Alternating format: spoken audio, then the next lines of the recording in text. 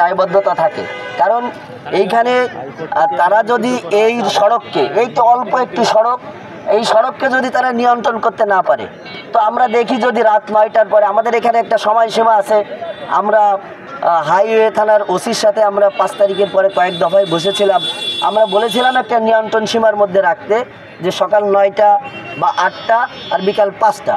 তো এইগুলো হয় কি রোডস অ্যান্ড হাইওয়ে মানে গাফিলাতির জন্য এইটা হচ্ছে না। তো তারা যদি তাদের টহল বা তাদের নিয়ন্ত্রণ, এবং এই যে আরেকটি জিনিস আপনারা খেয়াল করবেন যে আমাদের প্রত্যেক স্ট্যান্ডে নির্ধারিত জায়গা আছে পার্কিংয়ের জন্য, তো আমাদের সেই পার্কিংগুলো না হয়ে রাস্তার উপরে পার্কিং হয়।